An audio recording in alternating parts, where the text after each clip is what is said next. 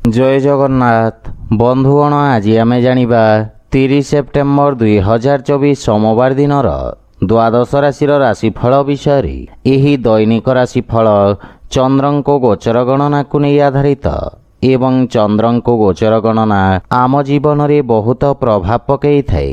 तो आसंतु सर्वप्रथमे जानिबा आजिर तिथि और राशि नक्षत्र विषय। आज होउची 30 सेप्टेम्बर 2024 सोमवार आश्विन कृष्ण पक्ष त्रयोदशी रात्र 7:07 गते चतुर्दशी। आज मघा मल नक्षत्र प्रातः 6:19 गते पूर्वा फाल्गुनी नक्षत्र। आज सिंह चंद्र अहोरात्र। आजिर पर्वोत्सव अपर पक्षर त्रयोदशी श्राद्ध। आजिर शुभ बेला प्रातः 5:45 रु दिवा 7:21 पर्यंत। आजिर सूर्योदय प्रातः 5:44। आजिर सूर्यास्त संध्या 5:42। आज कर्कट और मकर राशि पुरुष मानक घात चंद्र एवं मिथुन राशि घात बार। आज बैगण खाइबा निषिद्ध। तो बंधुगण आसंतु जानिबा आजिर राशिफल विषय। ता पूर्वरु आम चैनल को जो माने नुआ करी आछंती तले थिबा लाल रंगर सब्सक्राइब बटन को दबाई आम चैनल को सब्सक्राइब करंतो और पाखरे थिबा घंटी बटन को दबाई ऑल रे सिलेक्ट करंतो काहेकि ना आमे अपलोड करिथिबा प्रत्येक वीडियो रो नोटिफिकेशन आपण सर्वप्रथमे पाई परिबे। तो प्रथमे जानिबा मेष राशि विषय। आपणक राशि पंचम भाव में चंद्रदेव गोचर आपणक कार्यक्षेत्र में सफलतार नुआ कीर्तिमान स्थापित करिब। दिनटी समस्त छात्र छात्री मानक पई विशेष शुभ फलदायक रहिब। आपणक अधिकार तथा दायित्व रे वृद्धि घटिब एवं वेतन वृद्धि हेबार जोग रही। परिश्रमर उत्तम परिणाम प्राप्ति हेब। आपणकर सफलता द्वारा किछि लोक आघात पाइबे सेथिपई कार्य संबंधित षडयंत्र रु आपण सावधान रुहंतु। किंतु पारिवारिक कलहरु आपणको दूरे रहिबा उचित एवं गृहर सदस्यंक सहित कथबार्ता करिबा समय रे बाणी रे माधुर्य बजाय रखंतु। प्रेम जीवन रे बाणीर कठोरता हेतु संपर्क रे फाट सृष्टि होई पारे सेथिपई जुक्ति तर्क ओ वाद विवाद रु आपण दूरे रुहंतु। आर्थिक स्थिति क्षेत्र रे आकस्मिक धन लाभर जोग रहिछि एवं आर्थिक स्थिति रे सुधार आसिब। कार्य व्यस्तता मध्य रे स्वास्थ्य अवस्थार विषय ध्यान रखंतु। खाद्य एवं विश्रामर संपूर्ण जत्न नियंतु। आज आपण असहाय व्यक्ति को साहाय्य करंतु शुभ फल पाइबे। वृष राशि चंद्रदेवंक चतुर्थ भाव रे गोचर कारणरू किछि समस्या आपणको हैरान करि पारे।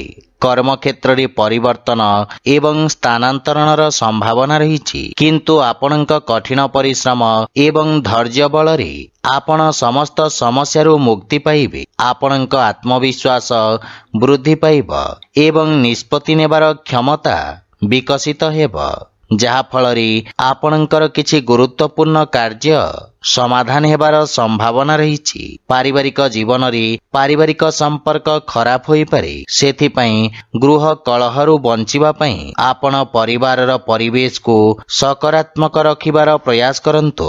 मातांक सहित थिबा मतभेद को विचार विमर्श करी समाधान करिबा परे मानसिक शांति बजाय रहिब एवं आर्थिक दृष्टिरु सामान्य संघर्ष करिबाको पड़ी पारे किंतु परिणाम आपणक पई उत्तम रहिब। अनावश्यक खर्च सीमित रखंतु एवं रक्तचाप रोगी स्वास्थ्य अवस्थार विशेष जत्न नेबा आवश्यक। आज आपण गायत्री मंत्र पाठ करंतु शुभ फल पाइबे। मिथुन राशि आपणक तृतीय भाव रे चंद्रदेवंक गोचर आपणक राजनैतिक वर्चस्व रे वृद्धि करिब एवं आपणक पराक्रम रे वृद्धि हेब। आपण निज भितरे एक नूतन सकारात्मक शक्ति अनुभव करबाकू समर्थ हेबे। सामाजिक मान सम्मान वृद्धि पाइब। आपणक भाई भौणींक सहाय्य रे समस्त कार्य सफल हेब। पारिवारिक परिवेश स्वाभाविक रहिब किंतु आपणक भाई भौणी माने किछि समस्यार सम्मुखीन होई पारंती। श्वशुर घर पक्षरु किछि वाद विवाद ଓ ମନମାଳିନ୍ୟର ସମ୍ଭାବନା ରହିଛି। ସେଥିପାଇଁ ବୁଝି ବିଚାରି କଥାବାର୍ତ୍ତା କରନ୍ତୁ। ଜୀବନ ସାଥୀଙ୍କ କିଛି ସ୍ୱାସ୍ଥ୍ୟ ସମ୍ବନ୍ଧିତ ସମସ୍ୟା ଦେଖାଦେଇପାରେ। ସେଥିପାଇଁ ମାନସିକ ଚିନ୍ତାକୁ ନିଜ ଉପରେ ପ୍ରଭାବୀ ହେବାକୁ ଦିଅନ୍ତୁ ନାହିଁ। ଆର୍ଥିକ ସ୍ଥିତି ଉତ୍ତମ ଅନୁକୂଳ ରହିଛି ଏବଂ କୌଣସି ପ୍ରକାର ଗୁପ୍ତ ମାର୍ଗ ମାଧ୍ୟମରେ ଧନ ପ୍ରାପ୍ତିର ସମ୍ଭାବନା ରହିଛି। କିନ୍ତୁ ସ୍ୱାସ୍ଥ୍ୟାବସ୍ଥାରେ ଅନିୟମିତ ରକ୍ତଚାପ ଜନିତ ସମସ୍ୟା ଦେଖାଦେଇପାରେ। ସେଥିପାଇଁ ସ୍ୱାସ୍ଥ୍ୟାବସ୍ଥାକୁ ଅଣଦେଖା କରନ୍ତୁ ନାହିଁ। ଆଜି ଆପଣ ଭଗବାନ କୃଷ୍ଣଙ୍କୁ ତୁଳସୀ ଦଳ ଅର୍ପଣ କରନ୍ତୁ, ଶୁଭ ଫଳ ପାଇବେ। କର୍କଟ ରାଶି, ଆପଣଙ୍କ ଦ୍ୱିତୀୟ ଭାବରେ ଚନ୍ଦ୍ରଦେବଙ୍କ ଗୋଚର ଆପଣଙ୍କ ସାଥୀମାନଙ୍କ ସହିତ ସମ୍ପର୍କରେ କିଛି ତିକ୍ତତା ଆଣିପାରେ। କିନ୍ତୁ ବାଣିଜ୍ୟ ବ୍ୟବସାୟ ଦୃଷ୍ଟିକୋଣରୁ ଦିନଟି ଉତ୍ତମ ଲାଭଦାୟକ ରହିଛି। ଆପଣ କାର୍ଯ୍ୟକ୍ଷେତ୍ରରେ ଉତ୍ତମ ସଫଳତା ପ୍ରାପ୍ତ କରିବେ। ରୋଜଗାର ବା ନିଯୁକ୍ତି କ୍ଷେତ୍ରରେ ପଦୋନ୍ନତିର ସମ୍ଭାବନା ରହିଛି। ଯେକୌଣସି କାର୍ଯ୍ୟରେ ଯାତ୍ରା କରିବା ଆପଣଙ୍କ ପାଇଁ ଲାଭଦାୟକ ପ୍ରମାଣିତ ହେବ। କିନ୍ତୁ ପାରିବାରିକ ଜୀବନରେ ଜୀବନ ସାଥୀଙ୍କ କିଛି କଥା ଆପଣଙ୍କୁ କଷ୍ଟ ଦେବ। କିନ୍ତୁ ପିତାଙ୍କ ପୂର୍ଣ୍ଣ ସହଯୋଗ ଓ ମାର୍ଗଦର୍ଶନ ଆପଣଙ୍କୁ ଲାଭ ପ୍ରଦାନ କରିବ। ମାତା ଓ ଜୀବନସାଥୀଙ୍କ ମଧ୍ୟରେ କିଛି ବିବାଦର ସମ୍ଭାବନା ରହିଛି, ଯାହାକି ପାରିବାରିକ କନ୍ଦଳ ସୃଷ୍ଟି କରିପାରେ। ପ୍ରେମ ସମ୍ବନ୍ଧରେ ପ୍ରଗାଢ଼ତା ଆସିବ ଏବଂ ଆର୍ଥିକ ସ୍ଥିତି କ୍ଷେତ୍ରରେ ଆଂଶିକ ଧନ ଲାଭ ବା ସମ୍ପତ୍ତିରୁ ଆପଣ ଲାଭବାନ ହେବେ। ସ୍ୱାସ୍ଥ୍ୟାବସ୍ଥା ଉତ୍ତମ ଅନୁକୂଳ ରହିଛି ଏବଂ ଆପଣ ରୋଗରୁ ମୁକ୍ତି ପାଇବେ। ଆଜି ଆପଣ ସୂର୍ଯ୍ୟଦେବଙ୍କୁ ସିନ୍ଦୁର ମିଶ୍ରିତ ଜଳ ଅର୍ପଣ କରନ୍ତୁ, ଶୁଭ ଫଳ ପାଇବେ। ସିଂହ ରାଶି, ଆପଣଙ୍କ ରାଶି ସ୍ଥାନରୁ ଚନ୍ଦ୍ରଦେବଙ୍କ ଗୋଚର ଆପଣଙ୍କ କାର୍ଯ୍ୟରେ ସଫଳତା ପ୍ରଦାନ କରିବ। ବିରୋଧୀ ଓ ଶତ୍ରୁମାନଙ୍କୁ ପରାସ୍ତ କରିବାରେ ଆପଣ ସଫଳ ହେବେ। ଯଦି କୌଣସି ଆଇନଗତ ବିବାଦ ଚାଲିଛି, ତେବେ ବିଜୟର ଶୁଭ ସମ୍ଭାବନା ରହିଛି। ଅନ୍ୟମାନଙ୍କ କ୍ଷେତ୍ରରେ ହସ୍ତକ୍ଷେପ କରିବା ଆପଣଙ୍କୁ କ୍ଷତି ପହଞ୍ଚାଇବ। ରୋଜଗାର କ୍ଷେତ୍ରରେ ଏହି ଗୋଚର ଆପଣଙ୍କୁ ଶୁଭ ଫଳ ପ୍ରଦାନ କରିବ ଏବଂ ପରିସ୍ଥିତି ଉତ୍ତମ ହେବାକୁ ଲାଗିବ। ପାରିବାରିକ ସ୍ତରରେ ଆପଣ ଜୀବନସାଥୀଙ୍କ ଭାବନାକୁ ସମ୍ମାନ କରିବେ ଏବଂ ପ୍ରେମ ଭାବ ବୃଦ୍ଧି ପାଇବ। ପରସ୍ପର ମଧ୍ୟରେ ଗୁରୁତ୍ୱପୂର୍ଣ୍ଣ ବିଷୟରେ ଚର୍ଚ୍ଚା କରିବେ, ଯାହା ଜୀବନ ସମ୍ବନ୍ଧିତ ଗୁରୁତ୍ୱପୂର୍ଣ୍ଣ ନିଷ୍ପତ୍ତି ନେବାରେ ଆପଣଙ୍କୁ ସାହାଯ୍ୟ କରିବ। କୌଣସି ସମ୍ପର୍କୀୟଙ୍କ କଥାବାର୍ତ୍ତା ଆପଣଙ୍କୁ ବ୍ୟଥିତ କରିବ ଏବଂ ପ୍ରେମ ସମ୍ପର୍କକୁ ନେଇ ଆପଣ ସାମାନ୍ୟ ଚିନ୍ତିତ ରହିବେ। ଆର୍ଥିକ ସ୍ଥିତି ଦୃଷ୍ଟିରୁ ସମୟ ଉତ୍ତମ ଅନୁକୂଳ ରହିଛି ଏବଂ ପୁରୁଣା ଋଣ ଭାରରୁ ମୁକ୍ତି ମିଳିବ। ସ୍ୱାସ୍ଥ୍ୟାବସ୍ଥା ଉତ୍ତମ ଅନୁକୂଳ ରହିବ ଏବଂ ପିତ୍ତ ସମ୍ବନ୍ଧିତ ରୋଗରୁ ଆରାମ ମିଳିବ। ଆଜି ଆପଣ ଭଗବାନ ଗଣେଶଙ୍କୁ ଦୁବ ଅର୍ପଣ କରନ୍ତୁ, ଶୁଭ ଫଳ ପାଇବେ।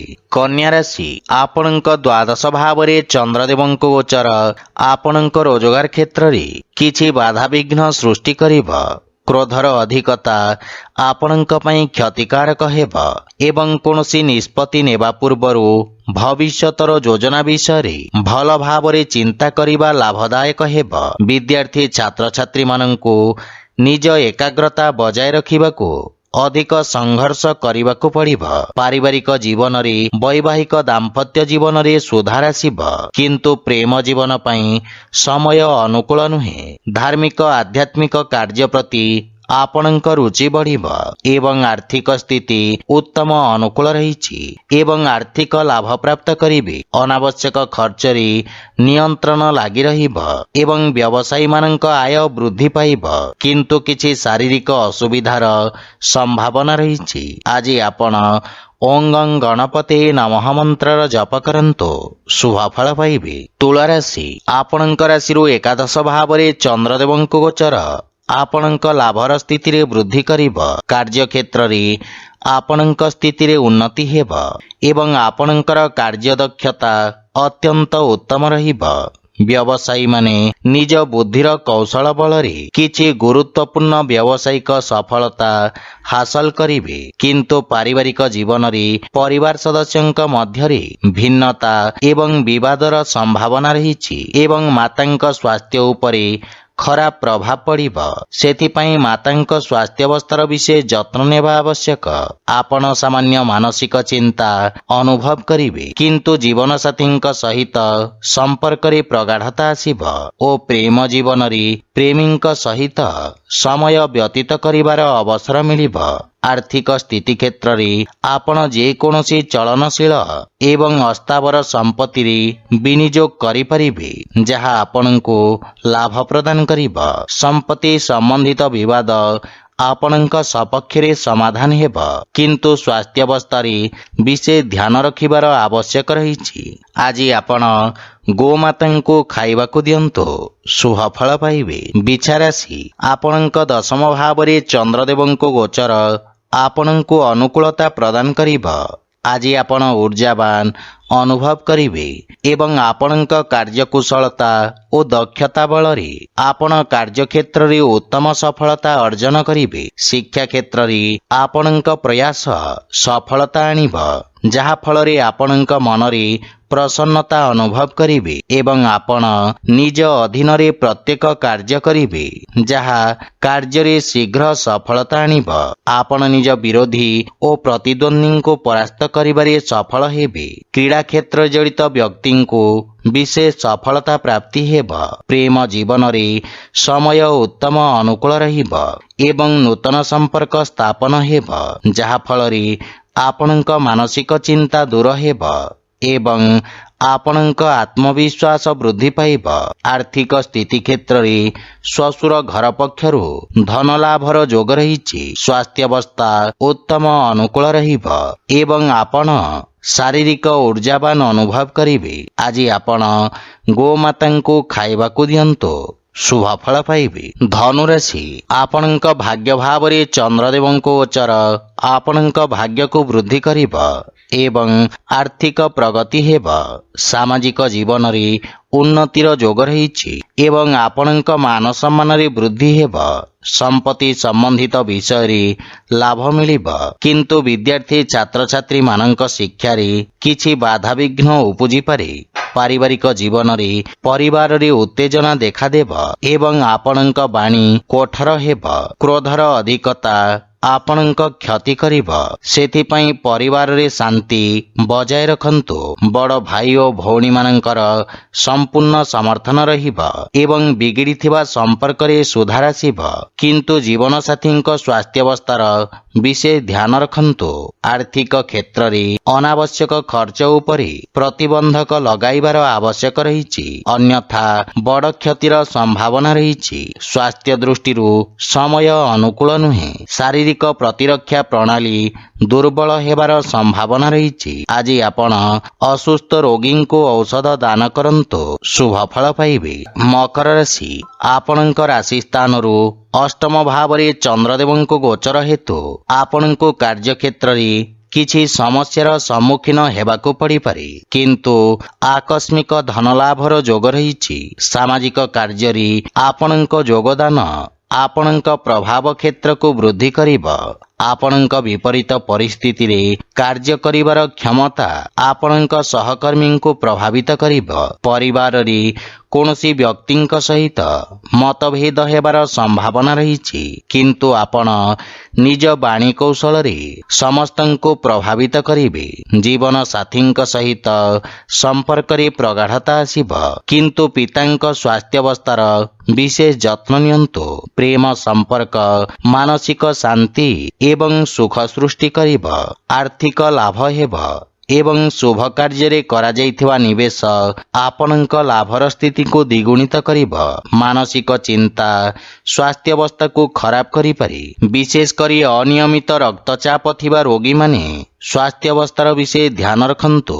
ଆଜି ଆପଣ ଅସହାୟ ଲୋକଙ୍କୁ ଯଥାସମ୍ଭବ ସାହାଯ୍ୟ କରନ୍ତୁ, ଶୁଭ ଫଳ ପାଇବେ। କୁମ୍ଭ ରାଶି, ଆପଣଙ୍କ ସପ୍ତମ ଭାବରେ ଚନ୍ଦ୍ରଦେବଙ୍କ ଗୋଚର ଆପଣଙ୍କ ସହଯୋଗୀଙ୍କ ଦ୍ୱାରା ଲାଭ ପ୍ରଦାନ କରିବ। ବାଣିଜ୍ୟ ବ୍ୟବସାୟରେ ନୂତନ ସମ୍ପର୍କ ପ୍ରତିଷ୍ଠା ହେବ, ଯାହା ପାରସ୍ପରିକ ଲାଭଦାୟକ ସହଭାଗିତାରେ ପରିଣତ ହେବ। ଏହି ସମୟ ଆପଣଙ୍କ ପାଇଁ ଅତ୍ୟନ୍ତ ଶୁଭ ରହିଛି ଏବଂ ଭାଗ୍ୟ ଆପଣଙ୍କ ସପକ୍ଷରେ ରହିବ।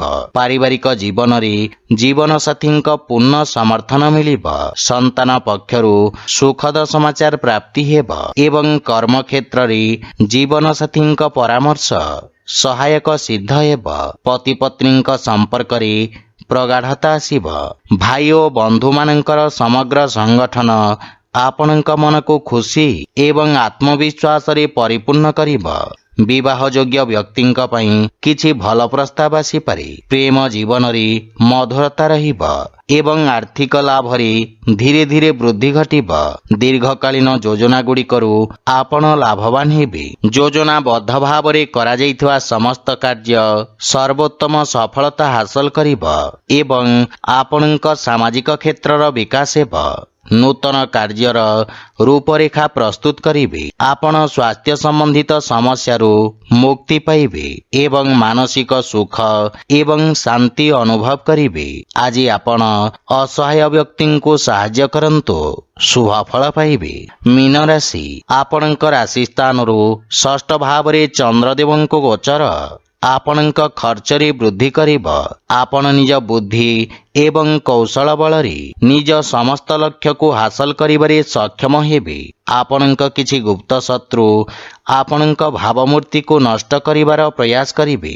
ଆପଣ ନୂତନ ଲୋକଙ୍କ ସହିତ ସାକ୍ଷାତ କରିବେ। କ୍ୟାରିୟରରେ ଉତ୍ତମ ଉନ୍ନତିର ଯୋଗ ରହିଛି ଏବଂ ନୂତନ କାର୍ଯ୍ୟ କରିବାକୁ ଚେଷ୍ଟା କରିବେ। କାର୍ଯ୍ୟକ୍ଷେତ୍ରରେ ସ୍ଥିତିରେ ସୁଧାର ଆସିବ ଏବଂ ସହକର୍ମୀଙ୍କ ପରାମର୍ଶରୁ ଆପଣ ଉପକୃତ ହେବେ। ମାତୃଳ ଘର ପକ୍ଷରୁ ପୂର୍ଣ୍ଣ ସହଯୋଗ ଓ ମାର୍ଗଦର୍ଶନ ପ୍ରାପ୍ତି ହେବ, କିନ୍ତୁ ପାରିବାରିକ କଳହରୁ ଆପଣ ଦୂରେଇ ରୁହନ୍ତୁ ତଥା ପରିବାର ସଦସ୍ୟଙ୍କ ସ୍ୱାସ୍ଥ୍ୟାବସ୍ଥାର ଯତ୍ନ ନିଅନ୍ତୁ। ପ୍ରେମ ଜୀବନରେ ବାଣୀର କଠୋରତା ହେତୁ ସମ୍ପର୍କରେ ଫାଟ ସୃଷ୍ଟି ହୋଇପାରେ। ସେଥିପାଇଁ ଅନାବଶ୍ୟକ ବାଦ ବିବାଦ ଓ ଯୁକ୍ତିତର୍କରୁ ଆପଣ ଦୂରେଇ ରୁହନ୍ତୁ। ଯଦି ଆପଣ ବ୍ୟବସାୟିକ ଋଣ ପାଇଁ ପ୍ରୟାସ କରୁଛନ୍ତି, ତାହେଲେ କୌଣସି ପରିଚିତ ବ୍ୟକ୍ତିଙ୍କ ସାହାଯ୍ୟ ପାଇବାର ସମ୍ଭାବନା ରହିଛି। ଗଣ୍ଠିପୀଡ଼ା ଯନ୍ତ୍ରଣା ଭୋଗୁଥିବା ରୋଗୀମାନେ ଉପକୃତ ହେବେ। ଆଜି ଆପଣ ବୃଦ୍ଧ ଲୋକଙ୍କୁ ସାହାଯ୍ୟ କରନ୍ତୁ, ଶୁଭ ଫଳ ପାଇବେ। ତ ବନ୍ଧୁଗଣ, ଏହା ଥିଲା ଆଜିର ରାଶିଫଳ ବିଷୟରେ। ଯଦି ଭିଡ଼ିଓଟି ଆପଣମାନଙ୍କୁ ଭଲ ଲାଗିଥାଏ, ଲାଇକ୍, ସେୟାର ଓ କମେଣ୍ଟ କରି ଜଣାନ୍ତୁ ଏବଂ ଆମ ଚ୍ୟାନେଲକୁ ସବସ୍କ୍ରାଇବ୍ କରନ୍ତୁ। ଜୟ ଜଗନ୍ନାଥ।